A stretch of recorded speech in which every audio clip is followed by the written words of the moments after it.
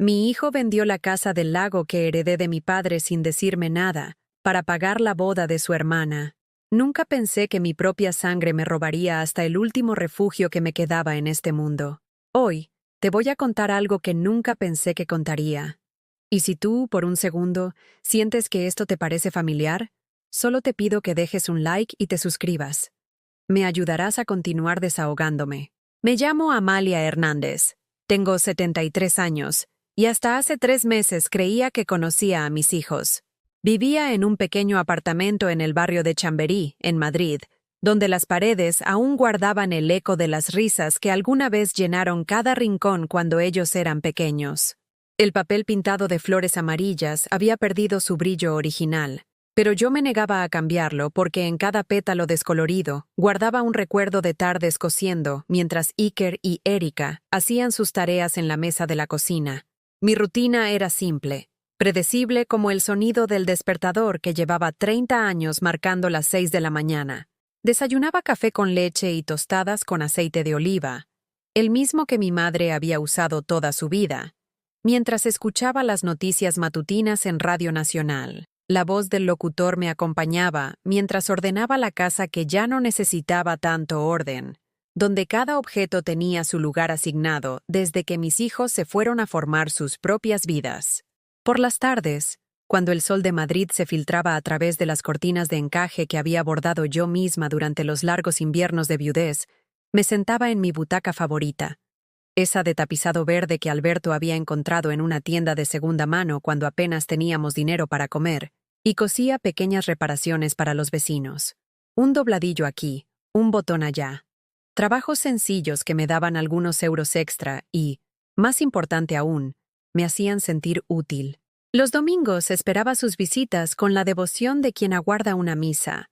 Preparaba cocido madrileño desde el sábado por la noche, dejando los garbanzos en remojo y seleccionando los mejores huesos del mercado de San Miguel, donde la carnicera, doña Carmen, siempre me apartaba los mejores cortes cuando sabía que era para mis niños. El aroma del cocido llenaba todo el apartamento, mezclándose con el olor a lejía y a los geranios del balcón que cuidaba como si fueran nietos. Pero cada domingo, las visitas se hacían más breves, más mecánicas. Llegaban con prisa, comían en silencio mientras revisaban sus teléfonos móviles y se iban con excusas sobre compromisos sociales o responsabilidades laborales que parecían infinitamente más importantes que pasar tiempo con la mujer que los había criado. Iker, mi hijo mayor, arquitecto exitoso con oficina en el Paseo de la Castellana, siempre vestía trajes caros que olían a colonia francesa y tenía la costumbre de mirar su reloj Rolex con la impaciencia de quien considera su tiempo demasiado valioso para desperdiciarlo en conversaciones que no generen beneficios inmediatos. Erika, mi pequeña, aunque ya tenía 35 años, trabajaba en una galería de arte en Malasaña y había desarrollado esa manera de hablar que usaba palabras extranjeras para describir cosas que tenían nombres perfectos en castellano. Llegaba con vestidos que costaban más que mi pensión mensual y me besaba en la mejilla sin quitar las gafas de sol, como si la luz de mi modesto comedor pudiera dañar sus ojos acostumbrados a ambientes más sofisticados. Durante esos almuerzos dominicales, yo les servía con la alegría nerviosa de quien sabe que cada encuentro puede ser el último, llenando sus platos hasta que protestaran y asegurándome de que llevaran tuppers con comida para la semana. Ellos aceptaban mi atención con la tolerancia distraída de quienes reciben algo que consideran debido, pero no especialmente apreciado. «Mamá, no tienes que hacer tanto», decía Iker mientras yo corría entre la cocina y el comedor, sirviendo el postre que había hecho especialmente para ellos. Ya no somos niños, pero para mí, siempre serían mis niños. Los mismos que habían llorado con pesadillas y a quienes yo consolaba con canciones de cuna hasta que el sueño los vencía. Los mismos que habían corrido hacia mí cuando el mundo les parecía demasiado grande y yo era su refugio seguro. Los mismos para quienes había trabajado turnos dobles limpiando oficinas para poder pagarles clases de inglés y natación, porque quería que tuvieran oportunidades que su padre y yo nunca habíamos tenido. Ese particular domingo de marzo, cuando los almendros del retiro comenzaban a florecer y Madrid despertaba de su sueño invernal. Llegaron juntos. Cosa extraña porque normalmente coordinaban sus visitas para no coincidir, como si mi presencia fuera más tolerable en dosis pequeñas. Iker llevaba una carpeta de cuero bajo el brazo, del tipo que usaba para presentaciones importantes a clientes adinerados, y Erika tenía esa expresión tensa que adoptaba cuando se preparaba para conversaciones difíciles. Se sentaron en el sofá donde habían visto televisión durante sus adolescencias, donde habían estudiado para exámenes universitarios, mientras yo les llevaba bocadillos y manzanilla para mantenerlos despiertos durante las noches largas de preparación. Pero ahora ocupaban el espacio con la formalidad de visitantes en lugar de hijos regresando a casa. «Mamá, tenemos que hablar contigo sobre algo importante», comenzó Iker, abriendo la carpeta y extendiendo documentos sobre la mesa de centro que aún conservaba las marcas de tazas de café y vasos de agua de años de uso familiar. «Es sobre la Casa del Lago». Mi corazón se aceleró inmediatamente. La Casa del Lago era mi tesoro más preciado. No por su valor monetario, sino por todo lo que representaba. Mi padre, don Abelardo, había trabajado toda su vida como carpintero en un pequeño taller de Guadalajara, ahorrando peseta a peseta para comprar ese modesto refugio junto al lago de Pátzcuaro. Era su sueño hecho realidad, un lugar donde podía pescar en silencio, donde podía trabajar en sus proyectos de madera sin el ruido de la ciudad, donde había construido con sus propias manos cada mueble, cada estante, cada detalle que hacía de aquel espacio algo único e irrepetible. «He estado revisando los números», continuó Iker, señalando gráficos y cálculos que había preparado con la minuciosidad que aplicaba a sus proyectos arquitectónicos más importantes. Mantener esa propiedad es un gasto innecesario. Los impuestos prediales, el mantenimiento, los gastos de conservación, todo eso suma una cantidad considerable cada año. «Pero es mi herencia», logré decir, mi voz sonando más frágil de lo que había pretendido. «Es lo único que me quedó de papá». «Mamá», intervino Erika con el tono condescendiente que había perfeccionado durante sus años trabajando con clientes de la galería, como si estuviera explicando conceptos artísticos complejos a alguien sin educación formal. «Tienes que ser práctica. Esa casa está literalmente cayéndose a pedazos. No has estado allí en meses». Era cierto que había pasado tiempo sin visitarla. Después de que Alberto murió, conducir hasta Guadalajara se había vuelto más difícil, más solitario. Cada viaje me recordaba los fines de semana que habíamos pasado allí juntos, cuando él aún tenía fuerzas para pescar desde el pequeño muelle que papá había construido, cuando yo podía preparar comidas en la cocina rústica mientras escuchábamos el sonido del agua contra las piedras y el canto de los pájaros que anidaban en los árboles centenarios que rodeaban la propiedad. Además, agregó Iker, su voz adquiriendo el tono de urgencia que usaba cuando necesitaba que sus clientes tomaran decisiones rápidas sobre proyectos costosos, «Erika necesita nuestra ayuda. Su boda va a ser hermosa, pero los costos han superado nuestras expectativas iniciales. Alonso y yo hemos estado planeando esta boda durante 2 años», explicó Erika, sus ojos brillando con la emoción de alguien que había encontrado finalmente el amor verdadero, después de varias relaciones fallidas que me habían mantenido despierta por las noches, preocupándome por su felicidad futura. «Va a ser perfecta, como algo salido de una revista. Tendremos la ceremonia en la finca El Ensueño, con vista a los viñedos de La Rioja. La recepción incluirá música en vivo, catering de 5 estrellas, flores importadas de Holanda».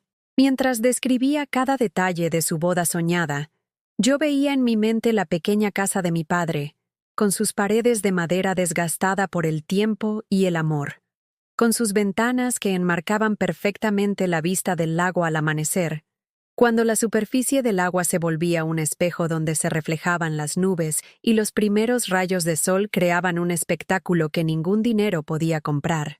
«El problema», continuó Iker, colocando más papeles sobre la mesa como evidencia de la racionalidad de su propuesta, «es que necesitamos liquidez inmediata. La Casa del Lago, según las tasaciones más recientes, tiene un valor de mercado que podría cubrir exactamente los gastos pendientes de la boda». «¿Tasaciones?», pregunté. sintiendo un frío que no tenía nada que ver con la temperatura de marzo. ¿Cuándo mandaste tasar mi casa? La mandé evaluar hace unos meses, admitió Iker sin mostrar la menor señal de que hubiera algo inapropiado en tomar esas decisiones unilaterales sobre una propiedad que no le pertenecía. Solo para tener una idea del valor actual. Es una buena inversión, mamá. Mucho mejor que mantenerla allí, deteriorándose sin que nadie la use realmente.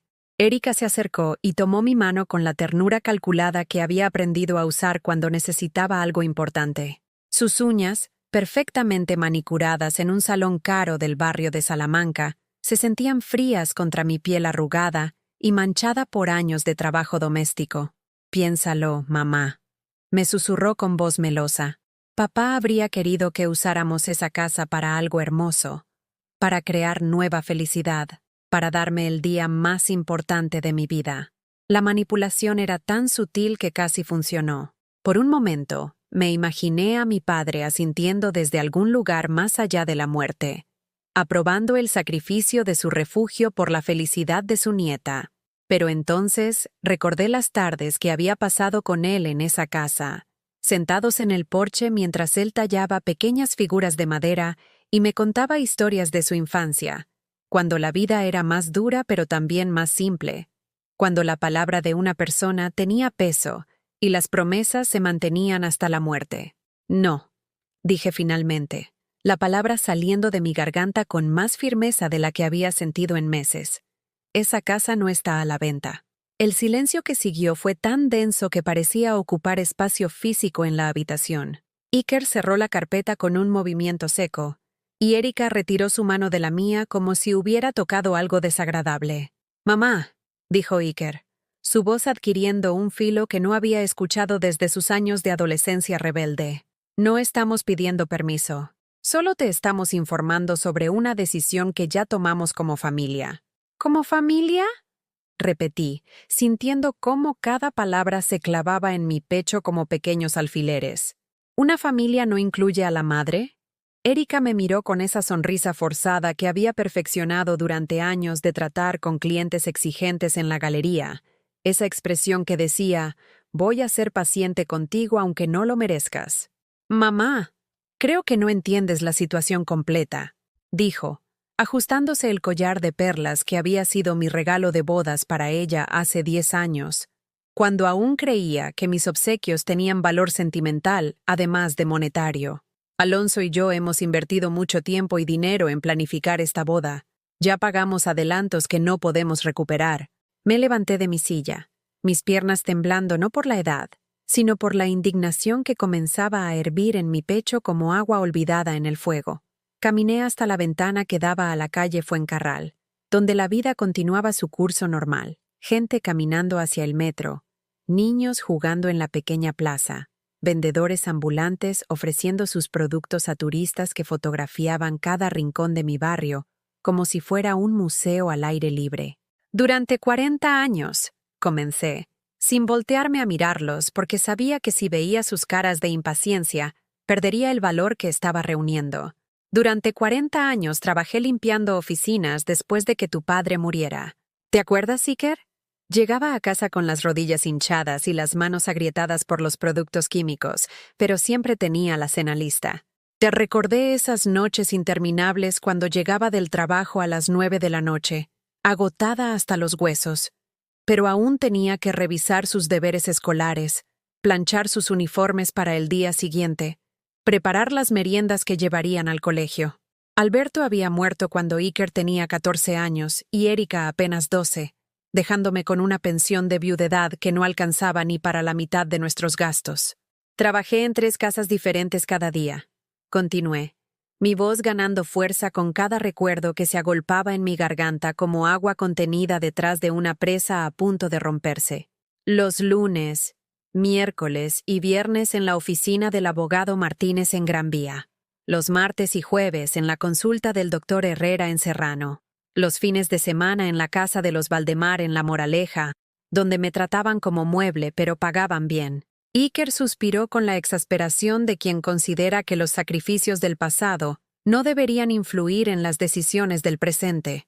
Se aflojó la corbata italiana, Otra compra que probablemente costaba más que mi gasto mensual en comida. Y me miró con la condescendencia que había aprendido a usar con clientes que no entendían sus diseños arquitectónicos. Mamá, nadie está negando lo que hiciste por nosotros, dijo con el tono que usaría para explicar conceptos básicos a un niño pequeño. Pero eso fue tu trabajo como madre. Era tu responsabilidad criarnos. Y lo hiciste bien, ¿vale? Pero ahora somos adultos independientes con nuestras propias responsabilidades. Las palabras me golpearon con la precisión de un bisturí, cortando exactamente donde más dolía, mi trabajo como madre. Como si alimentar, vestir, educar y amar a dos criaturas durante décadas fuera simplemente una obligación laboral que había completado satisfactoriamente y por la cual ya no merecía gratitud o consideración. Además, añadió Erika, levantándose para examinar una foto familiar que colgaba en la pared. Una imagen de todos nosotros en las fiestas de San Isidro, cuando ellos tenían 8 y 10 años, sus caras sonrientes manchadas de algodón de azúcar y chocolate. La Casa del Lago no tiene sentido mantenerla. Tú vives aquí, en Madrid. No tienes coche. ¿Cuándo fue la última vez que fuiste allí? Era cierto que hacía meses que no visitaba el refugio de mi padre. Desde que cumplí 70 años, los viajes largos se habían vuelto más complicados. El autobús hasta Guadalajara tardaba 3 horas, y luego tenía que tomar un taxi local hasta el lago, un gasto que mi pensión no podía permitirse con frecuencia. Pero eso no significaba que hubiera perdido el derecho a decidir sobre mi propia herencia. La casa me la dejó el abuelo específicamente a mí, dije, volviéndome para enfrentarlos con una determinación que no sabía que aún poseía. En su testamento dice claramente, a mi hija Amalia, para que siempre tenga un lugar que sea completamente suyo. No dice, a sus hijos cuando ella no la necesite. Iker intercambió una mirada con Erika, uno de esos gestos silenciosos que los hermanos desarrollan durante años de conspiración menor contra los padres. Pero esta no era una travesura infantil para evitar castigos por ventanas rotas o notas bajas. Esto era una coordinación adulta para despojarme de lo último que me conectaba con mi historia, con mi identidad más allá de mi papel como madre y abuela. Mira, mamá, dijo Iker, adoptando el tono paciente pero firme que probablemente usaba para manejar clientes difíciles que se resistían a sus recomendaciones profesionales. Entendemos el valor sentimental, de verdad, pero tienes que ser práctica. Esa propiedad te está costando dinero que no tienes. Los impuestos prediales subieron el año pasado. La estructura necesita reparaciones que van a costar una fortuna. Sacó más papeles de la carpeta, fotografías de daños menores en la fachada, cotizaciones de albañiles para trabajos de mantenimiento, facturas de servicios públicos que efectivamente habían aumentado. Había investigado meticulosamente, preparando su caso con la misma atención al detalle que aplicaba a sus proyectos arquitectónicos más complejos. Si vendemos ahora, continuó, extendiendo lo que parecía ser una oferta de compra oficial, podemos obtener un precio excelente. El mercado inmobiliario en esa zona está en auge. Hay desarrolladores interesados en construir un complejo turístico. La idea de que la casa de mi padre fuera demolida para construir un hotel me produjo una náusea física que me obligó a apoyarme contra la pared. Imaginé las máquinas excavadoras destruyendo el porche donde papá había tallado mis iniciales cuando cumplí 15 años, donde había construido el columpio en el que yo había mecido a mis propios hijos durante las vacaciones de verano, que ahora parecían haberse desarrollado en otra vida, vivida por una mujer más joven y más ingenua que había creído que el amor familiar era incondicional e inquebrantable. No seas dramática, mamá, dijo Erika con ese gesto de cansancio que había perfeccionado cuando creía que yo exageraba mis emociones. La casa seguirá existiendo en nuestros recuerdos. Los objetos no definen a las personas. Fácil de decir para alguien que nunca había perdido nada realmente importante. Fácil de decir cuando tienes un apartamento de lujo en Malasaña lleno de arte moderno y muebles de diseñador que nadie más puede tocar sin permiso. Fácil de decir cuando tu vida emocional no dependía de un pequeño refugio donde tu padre había grabado tu nombre en el marco de la puerta la primera vez que caminaste sin ayuda. Mira, mamá. Iker se puso de pie, y comenzó a caminar por mi pequeño salón como si fuera el arquitecto evaluando un espacio para renovación, midiendo mentalmente cada rincón para calcular su potencial de mejora. Te voy a explicar los números porque creo que no entiendes la magnitud del problema. Sacó su teléfono móvil, uno de esos aparatos carísimos que cambiaba cada año porque su trabajo requería estar conectado con clientes internacionales, y me mostró una aplicación llena de gráficos y cifras que bailaban en la pantalla como jeroglíficos incomprensibles. La boda de Erika va a costar 68.000 euros, anunció como si estuviera presentando el presupuesto de un edificio comercial. Ya hemos pagado adelantos por 30.000. Si cancelamos ahora, perdemos todo lo que invertimos, y Erika pierde la oportunidad de casarse en la fecha que han estado planeando durante 2 años. 68.000 euros. La cifra flotó en el aire como una acusación, una suma tan astronómica que representaba más dinero del que yo había manejado en toda mi vida adulta. Mi pensión mensual era de 600 euros, que apenas me alcanzaban para los gastos básicos después de pagar los servicios del apartamento y la comida. Había meses en que tenía que elegir entre comprar medicamentos o comprar carne, cuando el final del mes significaba cenar solo pan con aceite y sal, mientras esperaba que llegara el siguiente giro postal del Instituto Nacional de la Seguridad Social. Pero esa cantidad, logré susurrar, mi voz perdida en la enormidad de cifras que pertenecían a un mundo donde yo ya no tenía cabida. ¿Por qué una boda tiene que costar tanto dinero? Porque Alonso viene de una familia importante, explicó Erika con el orgullo herido de quien había tenido que justificar esta decisión antes, probablemente ante amigas que cuestionaban la necesidad de gastar tanto en una sola celebración. Su padre es dueño de 3 concesionarios BMW en toda Castilla y León. No podemos hacer una boda sencilla en un salón cualquiera. Sería una humillación para la familia del Real. Los del Real. Había escuchado ese apellido antes en conversaciones telefónicas que Erika mantenía con sus amigas, discusiones sobre etiqueta social y expectativas familiares que me resultaban tan ajenas como si estuviera escuchando hablar en un idioma extranjero. Gente que medía el valor de las celebraciones por su costo en lugar de por la alegría compartida. Personas para quienes una boda era una oportunidad de exhibir estatus social en lugar de celebrar el amor.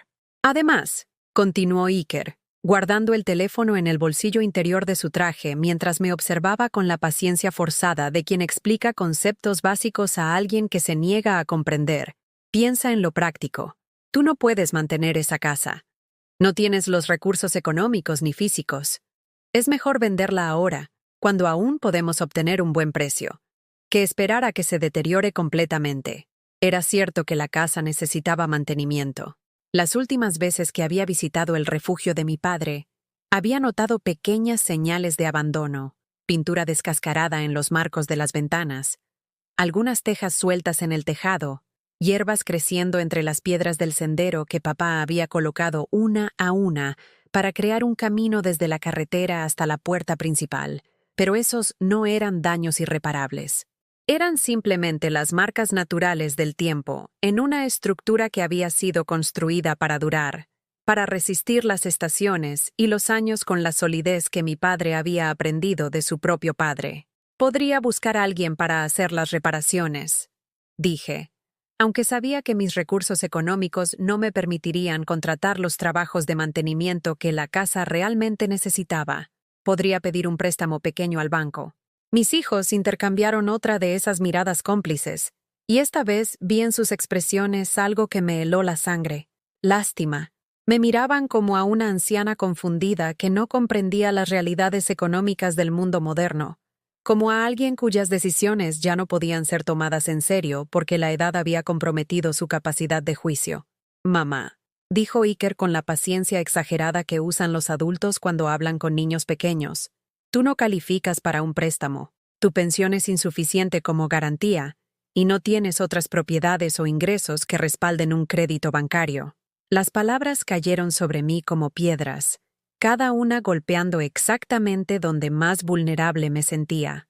Me habían reducido a mis circunstancias financieras, evaluado mi worth como ser humano, basándose únicamente en mi capacidad de generar ingresos o asumir deudas.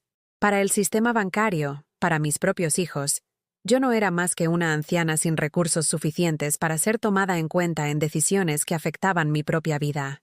Pero tenemos una solución, continuó Erika, levantándose del sofá y acercándose a mí con la gracia calculada de quien había aprendido a usar su encanto para obtener lo que necesitaba. Si vendes la casa, no solo ayudas a financiar mi boda, sino que tendrás dinero suficiente para mejorar tu propia situación.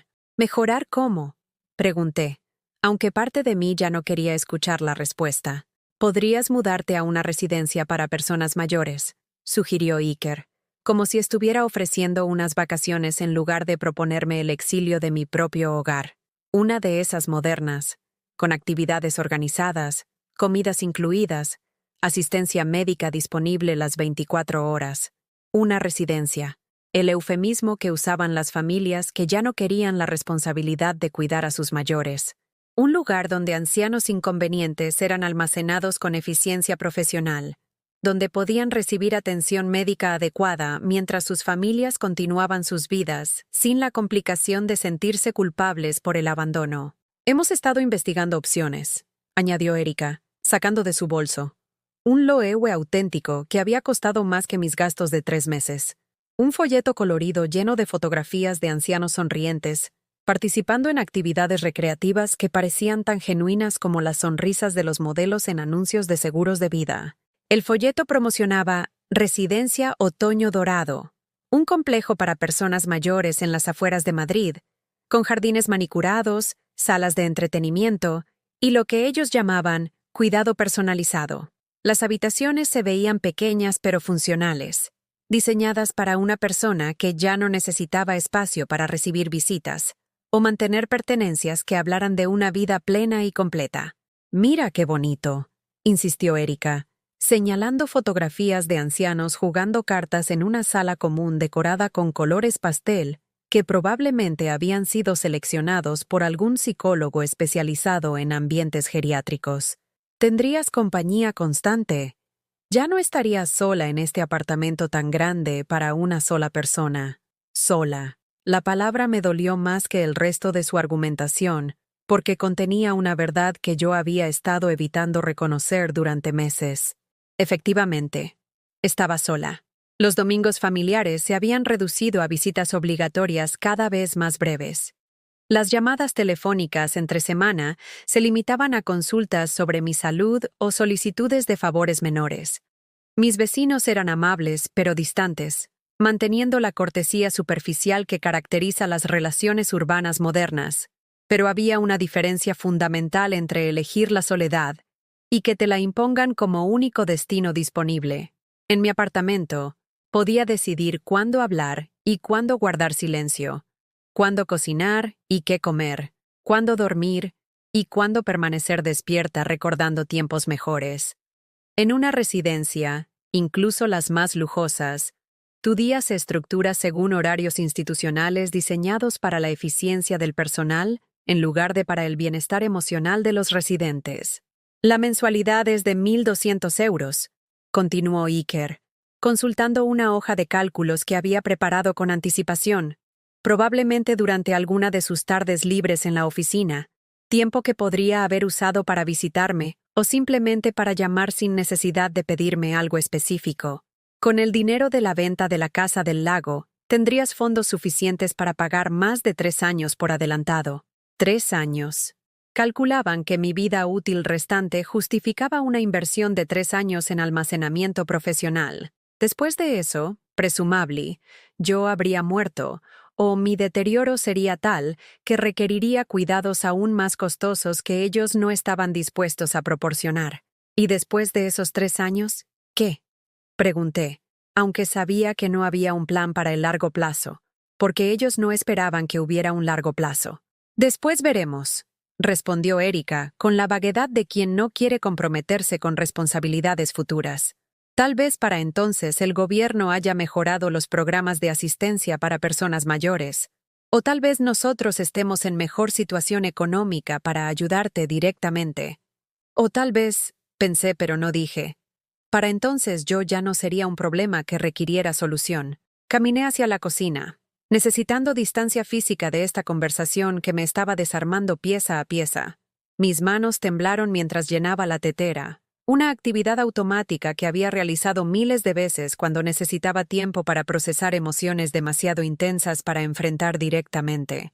El agua corrió del grifo con el sonido familiar que había acompañado incontables momentos de reflexión a lo largo de los años, cuando la cocina había sido mi refugio y el té mi medicina para el alma.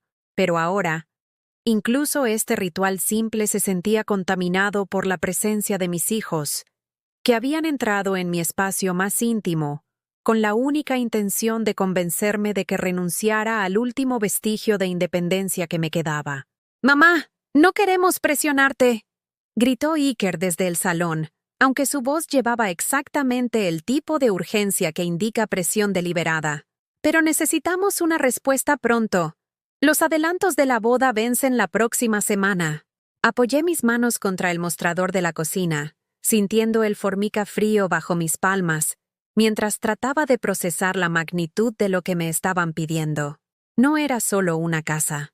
Era el último lugar en el mundo donde yo no tenía que justificar mi existencia, donde podía ser simplemente Amalia en lugar de mamá, abuela, pensionista, carga familiar o cualquier otro papel que otros me asignaran.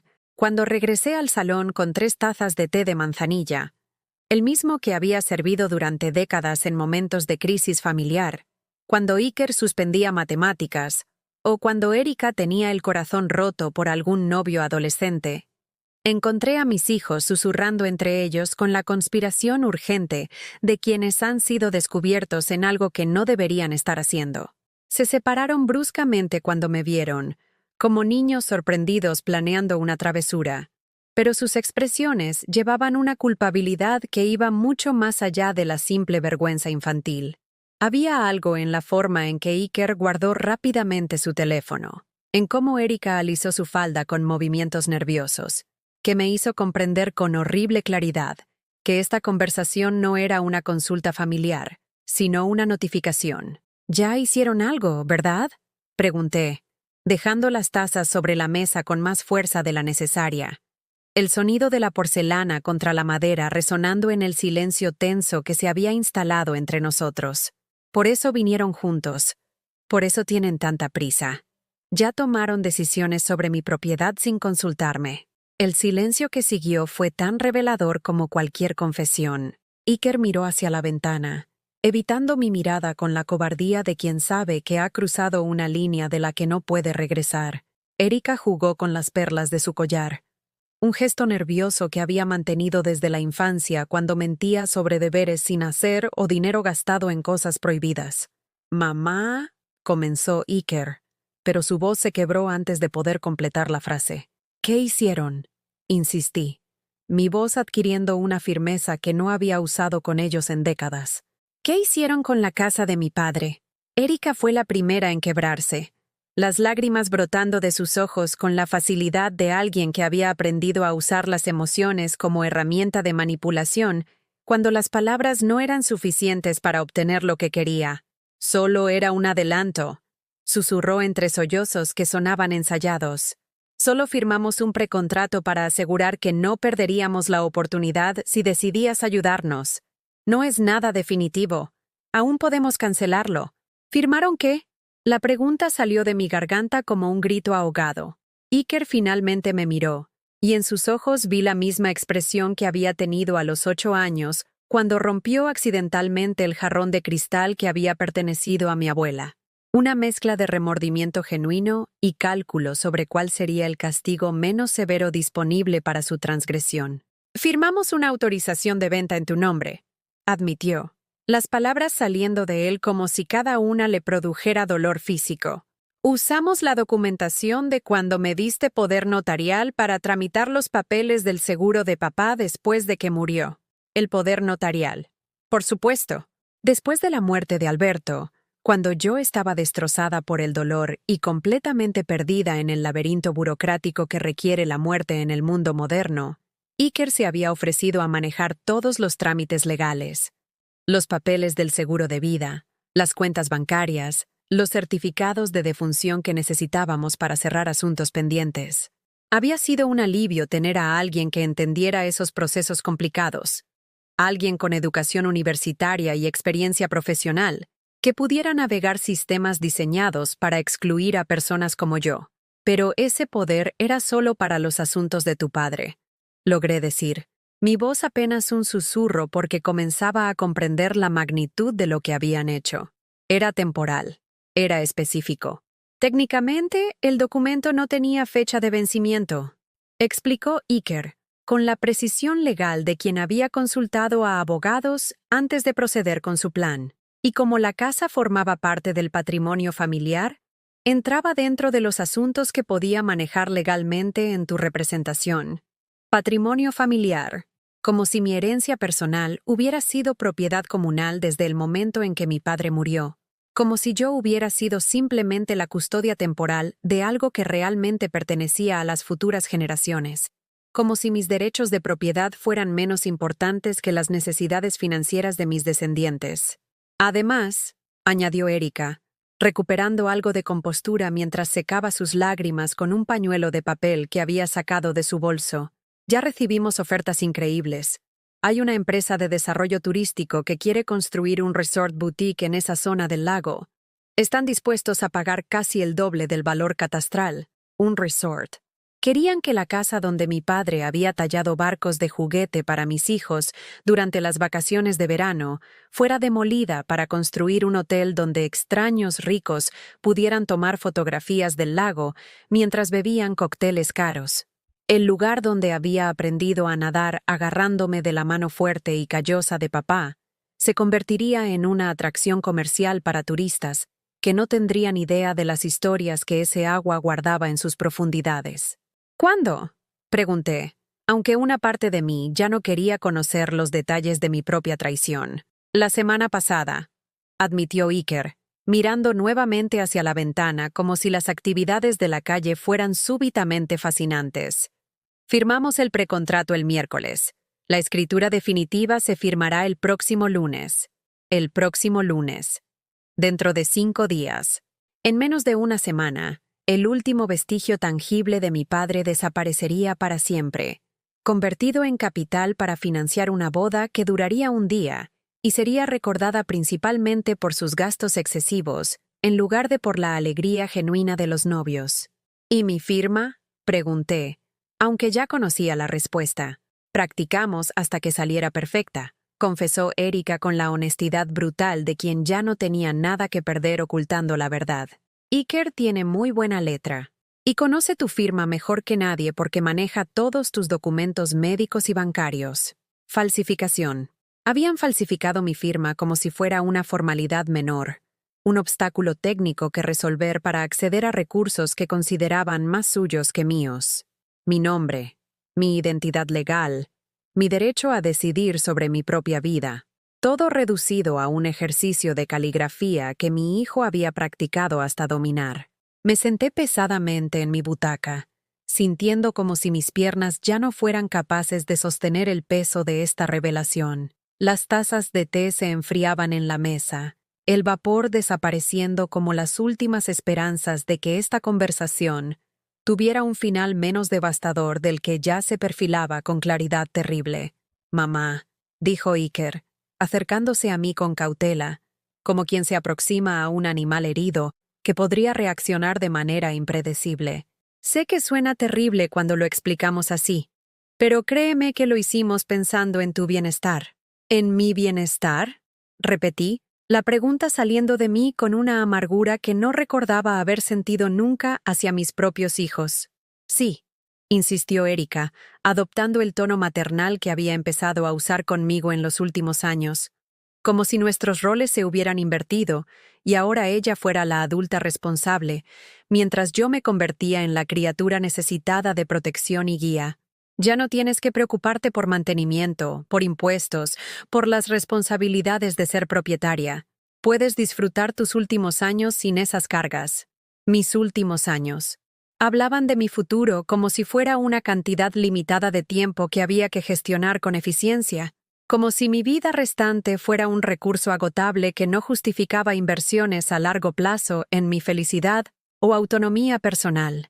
En ese momento, sentada en la butaca donde había consolado sus pesadillas infantiles y celebrado sus logros escolares, donde había cosido sus disfraces de carnaval y curado sus rodillas raspadas, comprendí que había criado a dos extraños que compartían mi sangre pero no mis valores, que habían aprendido a ver el mundo en términos de transacciones comerciales en lugar de vínculos emocionales. Se fueron esa tarde como habían llegado, juntos, conspirativos, aliviados de haber completado una tarea desagradable pero necesaria. Iker me besó en la frente con la ternura mecánica de quien cumple un protocolo familiar, mientras Erika me abrazó con la efusividad exagerada de quien trata de compensar con gestos físicos la ausencia de consideración genuina. «Te llamaremos mañana para coordinar los detalles de la mudanza a la residencia», dijo Iker mientras se ajustaba la corbata frente al espejo del recibidor, verificando que su apariencia profesional permaneciera intacta después de haber destrozado emocionalmente a su madre. Hay que ser prácticos con los tiempos. El dinero de la venta estará disponible el miércoles. «Y mamá», añadió Erika con voz dulce, tomando mi mano entre las suyas como había hecho de niña cuando quería algo especialmente importante. «De verdad espero que vengas a mi boda. Sé que todo esto ha sido complicado, pero al final, cuando veas lo hermosa que va a estar la ceremonia, vas a entender que valió la pena el sacrificio. Sacrificio, mi casa, mi herencia, mi última conexión con una identidad que no dependiera de ellos». Después de que se fueron, me quedé sentada en el silencio de mi apartamento, escuchando los sonidos familiares del edificio, el ascensor subiendo y bajando, la televisión de los vecinos filtrándose a través de las paredes delgadas, los pasos de niños corriendo por los pasillos hacia cenas que sus madres habían preparado con amor en lugar de resignación. Por primera vez en décadas, me miré realmente en el espejo del baño. No el vistazo rápido que daba cada mañana para asegurarme de que mi cabello estuviera peinado y mi ropa fuera apropiada, sino una observación prolongada y honesta de la mujer que había permitido que sus propios hijos la trataran como una menor de edad, incapaz de tomar decisiones sobre su propia vida. Vi las arrugas que habían aparecido gradualmente alrededor de mis ojos, marcas que contaban la historia de años sonriendo para fotografías familiares, donde yo siempre aparecía ligeramente fuera de foco, ligeramente hacia un lado, como si incluso físicamente hubiera aceptado ocupar el lugar menos importante en mi propia familia. Vi las manos que habían trabajado durante décadas para mantener un hogar que mis hijos ahora consideraban demasiado grande para una sola persona, demasiado costoso para alguien con mis ingresos limitados. Pero también vi algo más, algo que había estado allí todo el tiempo, pero que yo había elegido ignorar, una fortaleza que había sobrevivido a la muerte de mi esposo, a años de trabajo físico extenuante, a la soledad gradual que había aceptado como precio natural del envejecimiento, una determinación que había mantenido unida a una familia, incluso cuando esa familia había decidido que yo era prescindible. Esa noche no pude dormir, no por tristeza o por shock, sino por una ira que crecía en mi pecho como una hoguera alimentada con años de pequeñas humillaciones que había aceptado en silencio. Me levanté varias veces para caminar por el apartamento, tocando objetos que pronto tendría que abandonar. La mesa donde había ayudado a mis hijos con sus deberes escolares, las fotografías que documentaban una vida familiar que ahora entendía había sido más unilateral de lo que había querido admitir. Al amanecer, tomé una decisión que sorprendió incluso a la mujer del espejo que había estado observándome toda la noche con curiosidad creciente. Llamé a un taxi y le di una dirección que no había visitado en meses, pero que conocía de memoria: la casa del lago de mi padre. El viaje hasta Guadalajara me costó 40 euros que no tenía presupuestados, dinero que tendría que descontar de mis gastos de comida durante el resto del mes. Pero necesitaba ver con mis propios ojos lo que había perdido. Necesitaba despedirme del lugar donde había sido más feliz, antes de que las máquinas excavadoras lo convirtieran en cimientos para la diversión de turistas extranjeros. Durante las 3 horas que duró el trayecto, observé el paisaje de Castilla-La Mancha desenvolverse a través de la ventana del autobús. Campos de trigo dorados bajo el sol de primavera, pueblos pequeños donde las casas aún tenían huertos detrás y tendederos llenos de ropa secándose al aire libre. Un mundo que se movía a ritmo más lento que la vida urbana que me había tragado durante tantos años. El lago apareció de repente, brillando como una moneda de plata entre los cerros suaves que mi padre había conocido desde su infancia. La casa se alzaba en la orilla sur, exactamente como la recordaba, pero también diferente de maneras que me tomó algunos minutos identificar. Habían instalado un cartel grande frente a la propiedad. Próximamente, Resort Lago Dorado, desarrollo turístico exclusivo. Debajo, en letras más pequeñas, había un número de teléfono para información y una fecha de inauguración que estaba apenas 8 meses en el futuro. 8 meses para borrar 60 años de historia familiar, para convertir el refugio donde mi padre había encontrado paz después de largas semanas de trabajo en carpintería en una atracción comercial diseñada para generar ganancias para personas que nunca habían puesto un pie en este lugar. La puerta principal estaba cerrada, pero yo conocía cada centímetro de esta propiedad como conocía las líneas de mis propias manos. Me dirigí hacia la parte trasera, donde papá había construido un pequeño cobertizo para guardar herramientas de pesca y mantenimiento del jardín. La ventana de ese cobertizo nunca había cerrado completamente, algo que él había intentado reparar varias veces sin éxito completo, y que ahora se había convertido en mi única manera de entrar a mi propia herencia. Me costó trabajo trepar a través de la ventana. A los 73 años, mi cuerpo ya no tenía la agilidad que recordaba de mi juventud, pero la determinación puede compensar muchas limitaciones físicas. Cuando finalmente logré entrar al cobertizo, el olor familiar a madera vieja y aceite de motor me golpeó con fuerza emocional que no había anticipado. Todo seguía exactamente como papá lo había dejado. Sus herramientas colgadas en ganchos que él había instalado personalmente en las paredes, cada una en su lugar asignado, porque él creía que el orden era la base de cualquier trabajo bien hecho. La caña de pescar que había usado durante los últimos años de su vida, cuando la artritis ya había dificultado otros tipos de actividad física, pero él aún podía sentarse pacientemente junto al agua esperando que algún pez mordiera el anzuelo.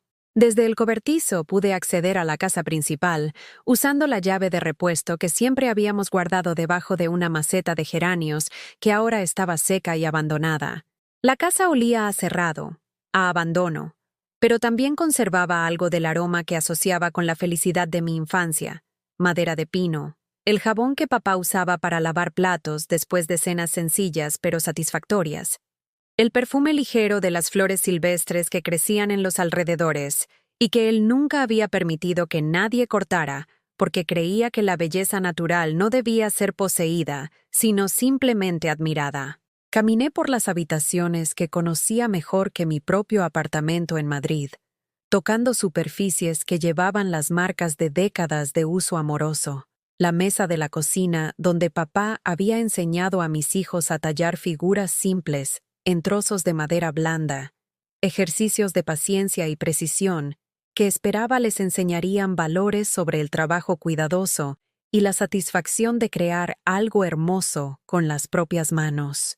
En el dormitorio principal encontré algo que me detuvo en seco: una caja de metal que no recordaba haber visto antes, escondida en el armario detrás de ropa de cama que papá había mantenido para cuando viniesen visitas.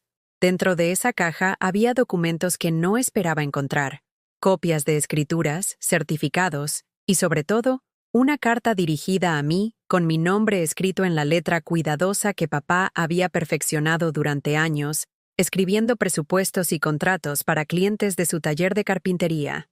Para mi hija Amalia, decía la carta, si algún día alguien trata de quitarte lo que es tuyo por derecho.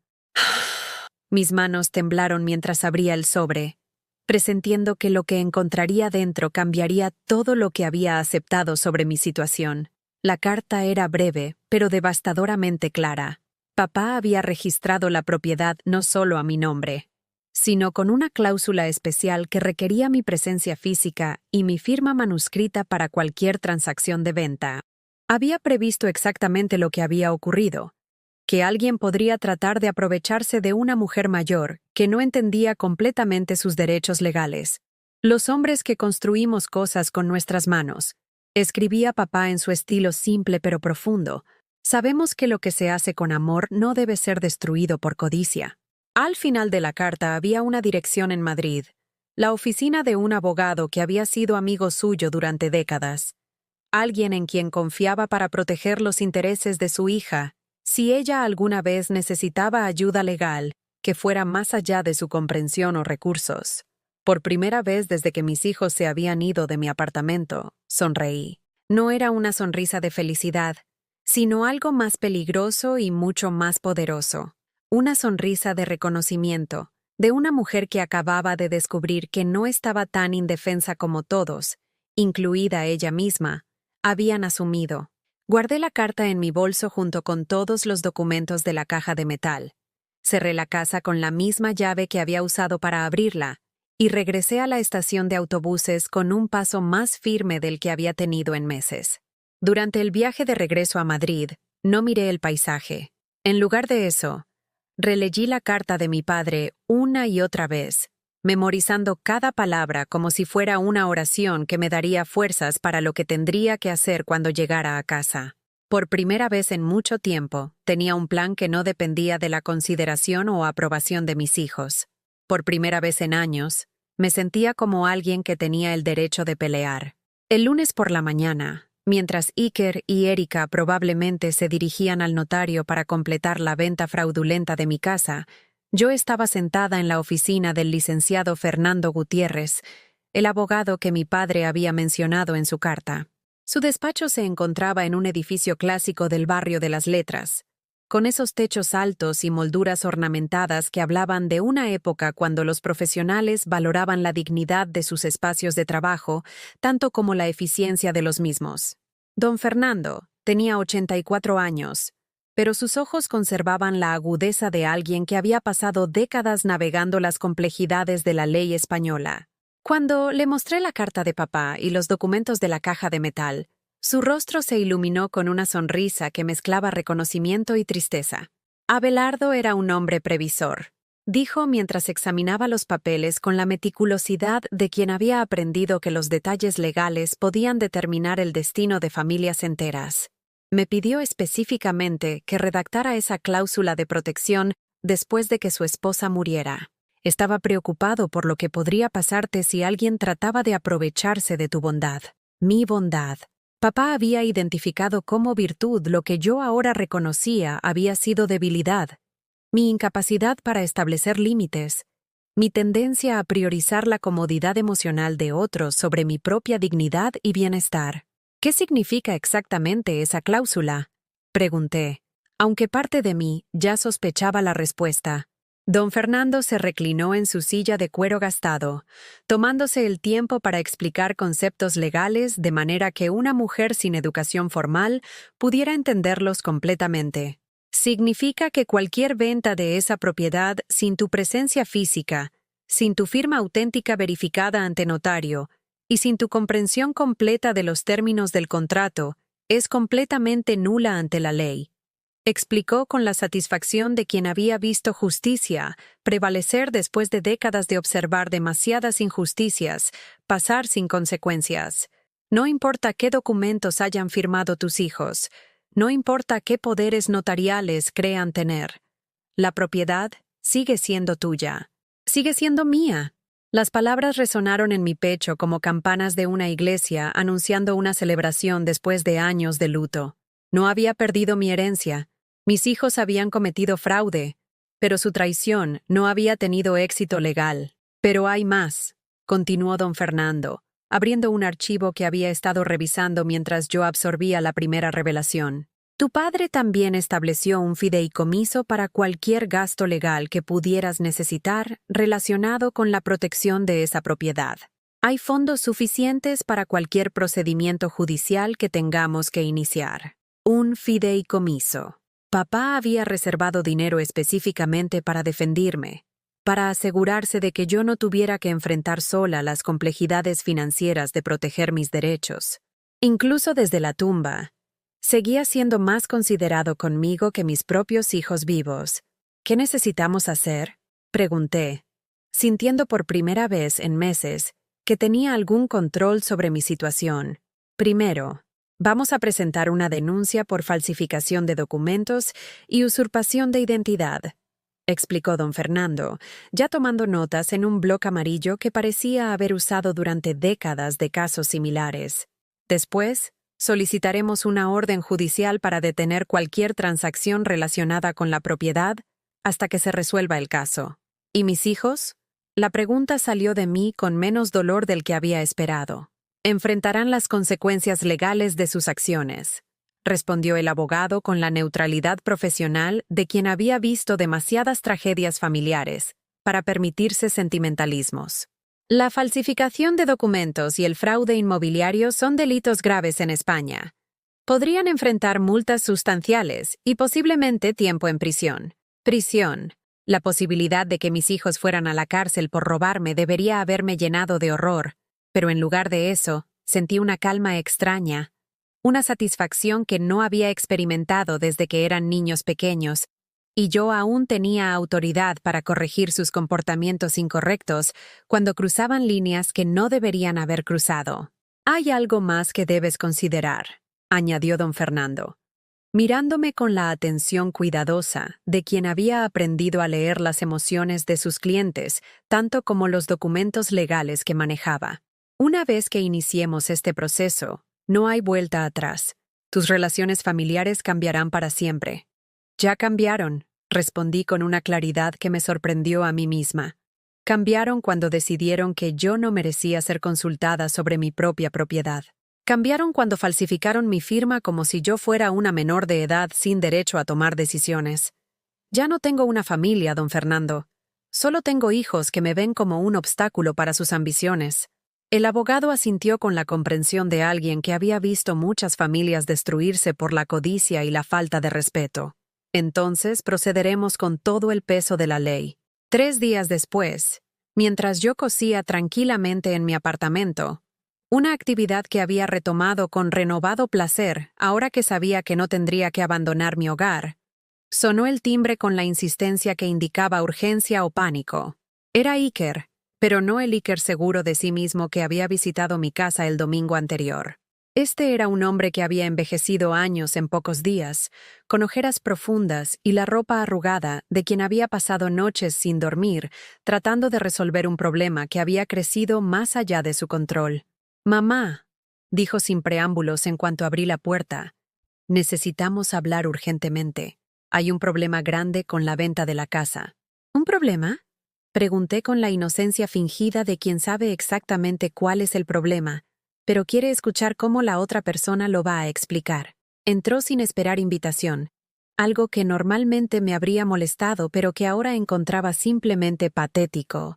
Un hombre desesperado que había perdido las cortesías básicas porque su mundo cuidadosamente construido se estaba desmoronando.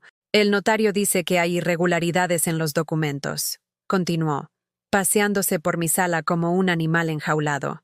«Dice que necesitan verificar tu firma porque hay una denuncia penal en proceso. Mamá, por favor dime que tú no... ¿Que yo no qué, Iker? ¿Que no fuiste a un abogado?» La pregunta colgó en el aire entre nosotros como una acusación, como si yo hubiera cometido algún tipo de traición al buscar asesoramiento legal sobre mis propios derechos de propiedad. «Fui a ver al licenciado Gutiérrez», confirmé, disfrutando la manera en que su rostro se descompuso cuando se dio cuenta de que su víctima había resultado ser más inteligente de lo que había calculado. «Mamá, ¿cómo pudiste hacernos esto?». Su voz llevaba una indignación genuina, como si mi defensa legal de mis propios intereses fuera un acto de crueldad incomprensible hacia él y su hermana. ¿Hacerles qué? ¿Proteger mi propiedad de ser vendida sin mi consentimiento? Pero ya firmamos contratos, ya recibimos adelantos. Erika ya pagó depósitos para la boda que no podemos recuperar, con dinero que no era suyo. Respondí con una calma que contrastaba dramáticamente con su agitación creciente. «¡Pero somos tu familia!», gritó, finalmente perdiendo la compostura profesional que había mantenido durante años de tratarme como si fuera un cliente difícil en lugar de su madre. «Una familia no roba a sus miembros más vulnerables», respondí, cada palabra saliendo de mí con la firmeza de alguien que había encontrado finalmente el valor para defender sus principios. Una familia no falsifica firmas. Una familia no miente. Iker se detuvo en medio de la sala, mirándome como si me viera por primera vez. En sus ojos había algo que podría haber sido respeto, si no hubiera estado mezclado con tanto pánico por las consecuencias legales que enfrentaba. «Mamá, ¿podemos arreglar esto?», dijo, adoptando el tono de negociación que probablemente usaba con clientes cuando los proyectos arquitectónicos se complicaban más de lo esperado. «Podemos cancelar la venta. Podemos devolver el dinero. Solo tienes que retirar la denuncia». «No». «¿Cómo que no? No voy a retirar la denuncia. Ustedes van a enfrentar las consecuencias de sus acciones como los adultos que dicen ser. Pero Erika va a perder su boda. Los del Real van a cancelar el compromiso si hay un escándalo legal en la familia. Entonces Erika aprenderá que las acciones tienen consecuencias». Respondí con la serenidad de quien había tomado una decisión definitiva después de mucha reflexión, algo que debí enseñarles cuando eran pequeños y que claramente fallé en transmitirles. «Mamá, por favor». Por primera vez desde que era adolescente, la voz de Iker se quebró con lágrimas genuinas. «No queríamos lastimarte. Solo pensábamos que sería mejor para todos si me trataran como una menor de edad incapaz de tomar decisiones sobre mi propia vida», completé por él. «Si robaran mi herencia para pagar sus lujos, si me borraran como persona con derechos y dignidad». Se quedó en silencio, finalmente comprendiendo que no había argumentos racionales que pudieran justificar lo que habían hecho. No había manipulación emocional que pudiera hacer que yo volviera al papel de madre abnegada, dispuesta a sacrificar todo por la comodidad de sus descendientes. «El licenciado Gutiérrez dice que pueden enfrentar hasta 3 años de prisión», añadí, observando cómo mi hijo, mi exitoso hijo arquitecto con oficina en el Paseo de la Castellana, se desplomaba en mi sofá como si hubiera recibido un golpe físico. «¿Prisión?».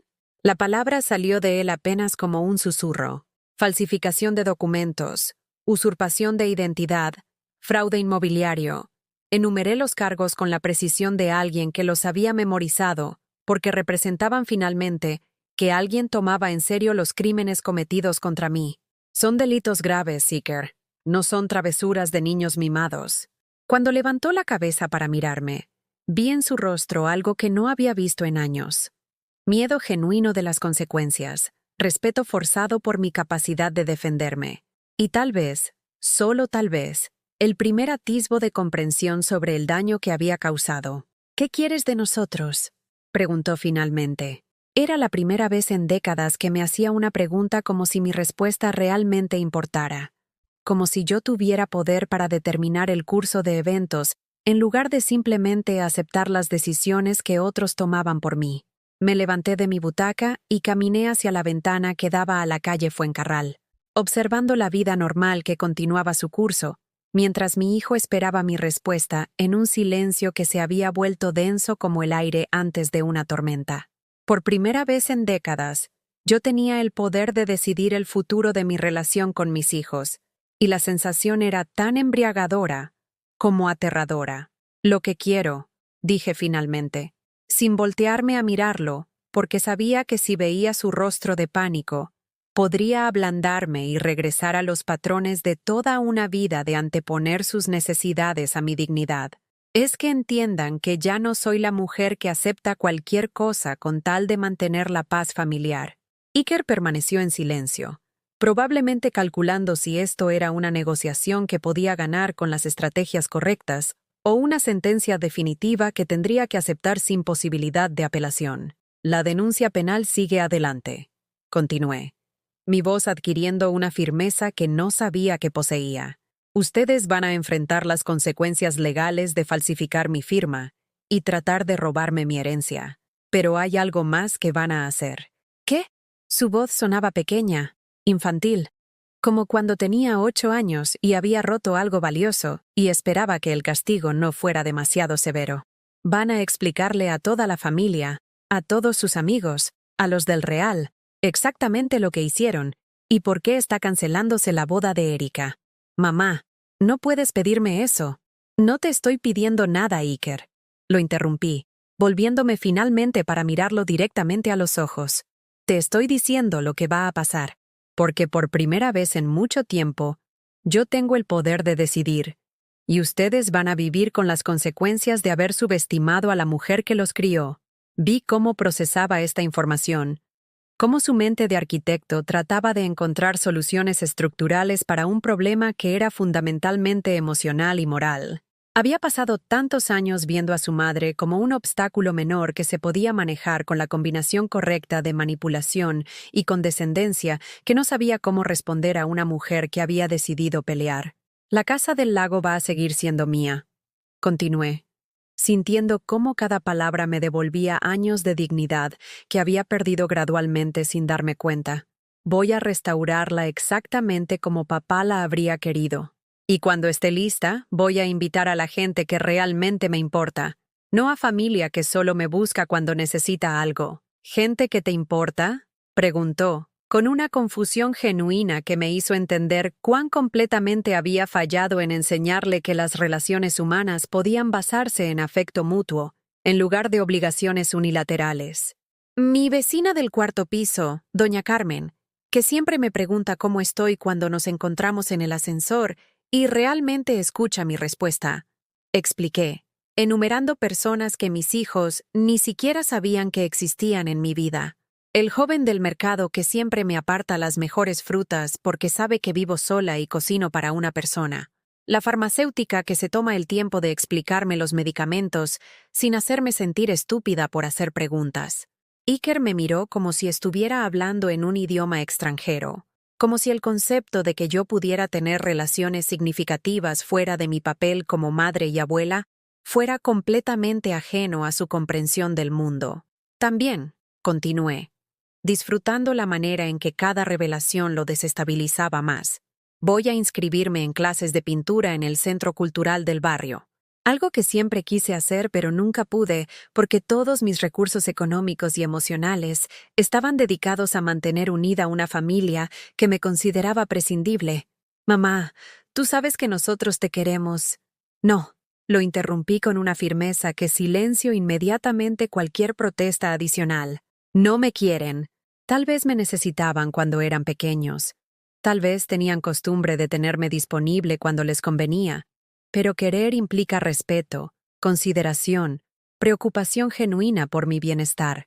Ustedes querían mis servicios, no mi compañía. Las palabras salieron de mí con la claridad de verdades que había estado evitando reconocer durante años. Cada visita dominical había sido una auditoría de mis servicios maternales en lugar de una celebración de vínculos familiares. Cada llamada telefónica había sido una consulta sobre favores disponibles en lugar de interés genuino en mi vida emocional. Y sobre Erika, añadí, observando cómo él se encogía anticipando lo que venía. ¿Puede venir a explicarme personalmente por qué creyó que tenía derecho a robar mi herencia para impresionar a una familia que probablemente la va a despreciar en cuanto se enteren del escándalo? Mamá, los del Real no pueden enterarse. El padre de Alonso tiene conexiones políticas, contactos en los medios.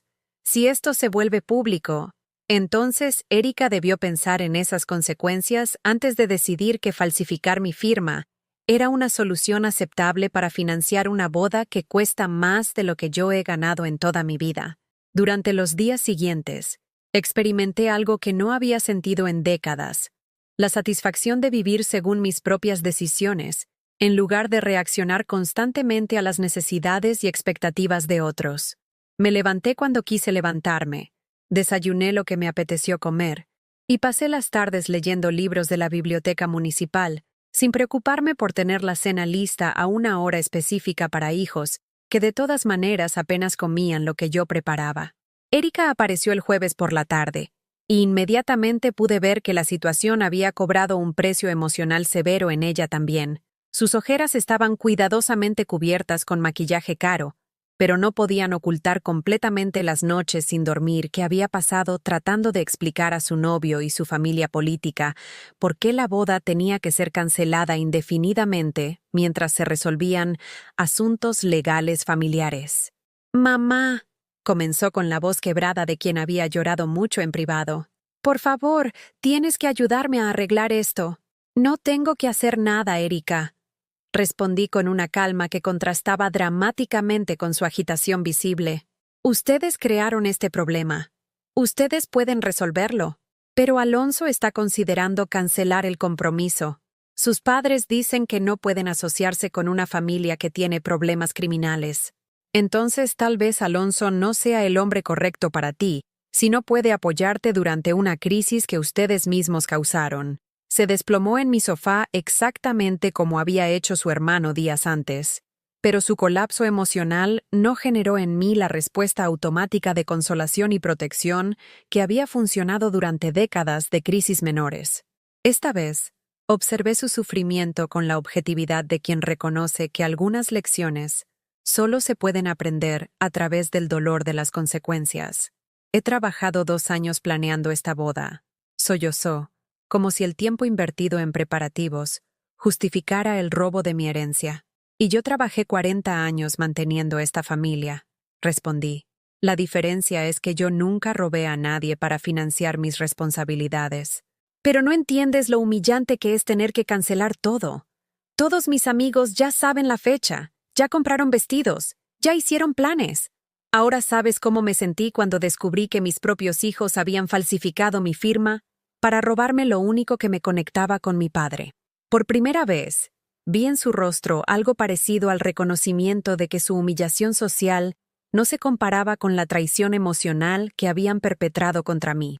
Pero ese momento de claridad se desvaneció rápidamente, reemplazado por la desesperación de alguien que había construido toda su identidad alrededor de un evento que ahora era imposible de realizar.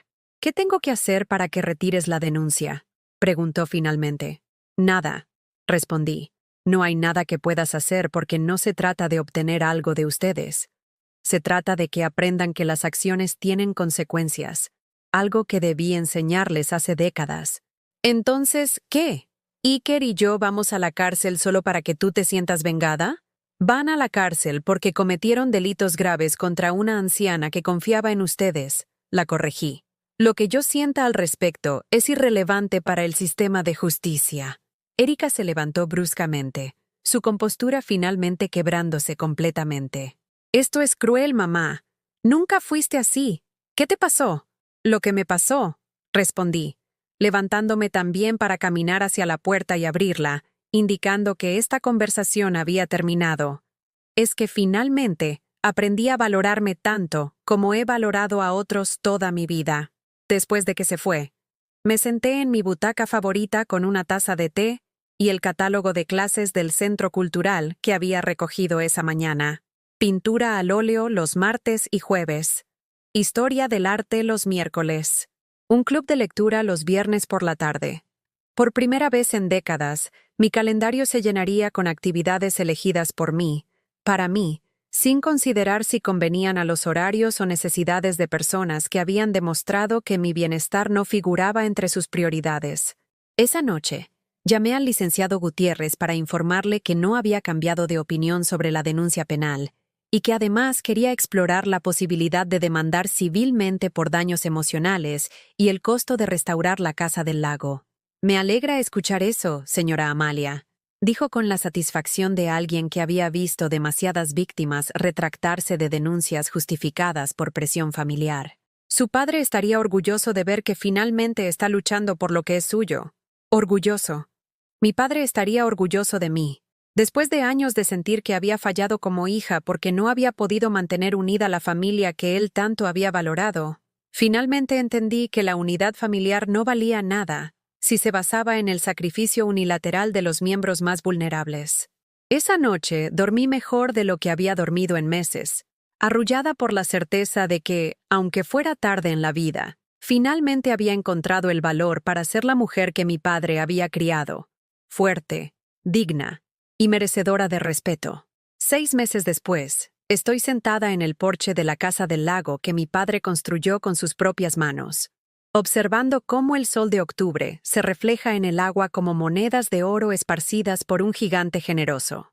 La restauración tomó 4 meses y cada peso que gasté en devolverle su belleza original salió del fondo que papá había establecido específicamente para protegerme, como si hubiera sabido que algún día necesitaría no solo defenderme, sino también reconstruir lo que otros habían tratado de destruir. Las paredes vuelven a lucir el color azul cielo que él había elegido, porque decía que combinaba perfectamente con el agua del lago en los días claros. Los marcos de las ventanas brillan con pintura blanca fresca y el pequeño jardín donde solía cultivar tomates y hierbas aromáticas está floreciendo nuevamente bajo el cuidado de don Esteban, el jardinero local que me recomendó la ferretería del pueblo cuando expliqué que quería devolver vida a una propiedad que había sido abandonada por demasiado tiempo. Mi caballete está instalado en la esquina del porche, donde la luz de la mañana es perfecta para capturar los matices del paisaje que cambia con cada estación. Estoy trabajando en mi quinta pintura, un óleo que intenta plasmar la serenidad del amanecer sobre el agua, cuando los colores son tan suaves que parecen suspiros del cielo. No es una obra maestra, pero es mía, creada con mis manos para mi propio placer, sin preocuparme por si a alguien más le parecerá suficientemente buena. La profesora Elena del Centro Cultural me dijo la semana pasada que tengo un ojo natural para la composición, palabras que me llenaron de orgullo de una manera que no había experimentado desde que era niña, y papá elogiaba mis primeros intentos de ayudarlo en su taller de carpintería. Hay algo profundamente satisfactorio en crear belleza, en lugar de simplemente mantener funcionando las necesidades básicas de otros. En usar mis manos para expresar lo que siento, en lugar de solo para servir lo que otros requieren. Los viernes por la tarde, mi nuevo club de lectura se reúne aquí en lugar de en la biblioteca municipal. Somos 6 mujeres entre los 60 y 80 años, todas con historias de sacrificios prolongados y despertar tardío a la importancia de valorar nuestras propias vidas. Doña Carmen, mi vecina del cuarto piso, se ha convertido en mi mejor amiga, algo que nunca pensé que necesitaría o merecería a mi edad. Ella también tuvo que aprender a establecer límites con hijos adultos que habían confundido amor maternal con disponibilidad incondicional. ¿Sabes lo que más me gusta de nuestras reuniones?, me dijo la semana pasada, mientras preparábamos café después de discutir una novela sobre una mujer que encuentra el amor a los 70 años. Que por primera vez en décadas, cuando hablo, la gente realmente me escucha. No están esperando a que termine para pedirme algo o contarme sus problemas. Realmente les interesa lo que tengo que decir. El proceso legal contra Iker y Erika concluyó hace 3 meses. El juez fue especialmente severo con ellos porque, como explicó durante la sentencia, los delitos cometidos contra personas vulnerables por parte de familiares de confianza representan una violación particularmente grave del tejido social que mantiene unidas nuestras comunidades. Iker recibió 18 meses de prisión suspendida y una multa de 15.000 euros. Erika, 12 meses suspendidos y 10.000 euros de multa. Además de que ambos tienen que pagar los costos legales y una compensación por daños emocionales que el tribunal calculó en 25.000 euros. Alonso del Real canceló el compromiso 2 días después de que los cargos criminales se hicieran públicos. Al parecer, su familia consideró que asociarse con delincuentes de clase baja no convenía a su imagen social, palabras que llegaron a mis oídos a través de conocidos mutuos y que confirmaron que habían juzgado correctamente el carácter de la gente con la que Erika quería emparentar. Durante las primeras semanas después de la sentencia, ambos intentaron contactarme múltiples veces. Llamadas telefónicas que no contesté, cartas que no abrí, visitas no anunciadas a mi apartamento en Madrid durante los pocos días al mes que paso allí para mantener la propiedad y asistir a mis clases de pintura. El portero del edificio, don Miguel, recibió instrucciones específicas de no permitirles subir sin mi autorización previa, y después de varios intentos fallidos de convencerlo de que había una emergencia familiar, finalmente aceptaron que no iba a recibirlos hasta que estuviera preparada para hacerlo bajo mis términos. Esa preparación llegó hace un mes, cuando decidí que había procesado suficientemente mi rabia y mi dolor como para poder hablar con ellos, sin riesgo de que me manipularan nuevamente hacia patrones de comportamiento que ya no me servían. Los invité a almorzar aquí, en la Casa del Lago, no por nostalgia familiar, sino porque quería que vieran lo que habían intentado destruir y lo hermosa que se había vuelto bajo mi cuidado. Llegaron juntos, como siempre, pero esta vez su unidad parecía más defensiva que conspirativa. Se veían más pequeños de lo que recordaba, menos seguros de sí mismos, como si el proceso legal hubiera revelado vulnerabilidades que habían estado ocultando detrás de su éxito profesional y su aparente sofisticación urbana. «La casa está preciosa, mamá», dijo Erika, mirando alrededor del jardín restaurado con algo que podría haber sido nostalgia, si hubiera estado mezclada con menos culpabilidad. «Gracias», respondí simplemente, sin elaborar sobre las horas de trabajo y cuidado que habían sido necesarias para borrar las marcas del abandono y devolverle la vida que papá había imaginado para este lugar. Durante el almuerzo, una comida sencilla que preparé porque quise hacerlo, no porque sintiera obligación de impresionarlos o atenderlos, hablamos de cosas superficiales: el clima, las noticias locales, los cambios en el pueblo cercano que se había vuelto más próspero debido al turismo rural, que atraía gente buscando escape de las ciudades sobrepobladas. Fue Iker quien finalmente abordó el tema que había motivado su visita. «Mamá, sabemos que no podemos deshacer lo que hicimos, pero esperamos que algún día puedas perdonarnos». «Ya los perdoné», respondí, observando cómo sus rostros se iluminaron con esperanza prematura antes de que completara mi pensamiento.